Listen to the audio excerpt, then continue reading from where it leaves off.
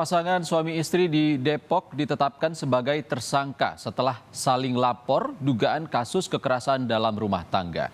Sang istri yang menjadi korban KDRT akhirnya dipulangkan setelah penahanannya ditangguhkan oleh tim penyidik Polres Metro Depok, Jawa Barat. PB, perempuan korban KDRT yang juga ditetapkan tersangka ini dipulangkan dengan alasan kesehatan. Sebelumnya polisi melakukan pemeriksaan terhadap sang istri, namun korban tidak hadir karena sakit. Meski telah ditetapkan sebagai tersangka, korban KDRT tidak ditahan dan dipulangkan. Polisi menyebut tersangka dipulangkan karena ada surat pernyataan sakit dari pihak rumah sakit. Sementara sang suami yang juga ditetapkan sebagai tersangka tak dilakukan penahanan dengan alasan akan menjalani penanganan medis.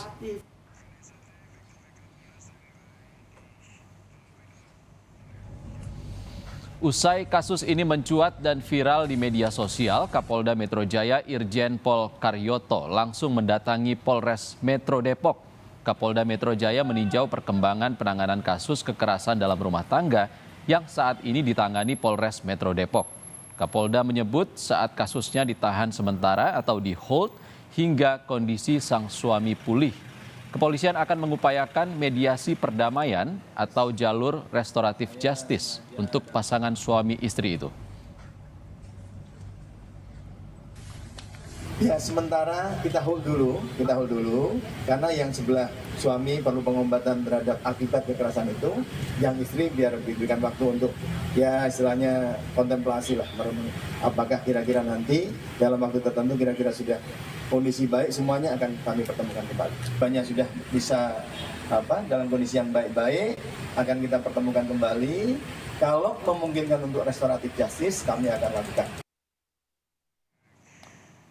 Menanggapi viralnya kasus KDRT yang menimpa PB di media sosial, Komisioner Kompolnas Pungki Indarti angkat bicara. Pungki meminta polisi untuk berhati-hati untuk menangani kasus KDRT ini yang dinilai sensitif. Kompolnas juga meminta polisi menggali keterangan saksi, diantaranya keluarga, asisten rumah tangga, anak, dan kerabat, termasuk pemeriksaan psikologi terhadap pasangan suami istri itu.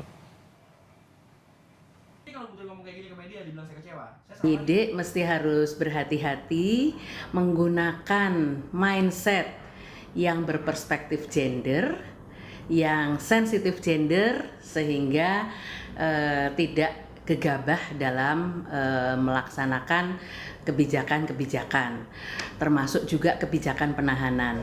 Kompolnas melihat di sini bahwa perempuan itu sangat rentan dan potensial menjadi korban dalam kasus KDRT.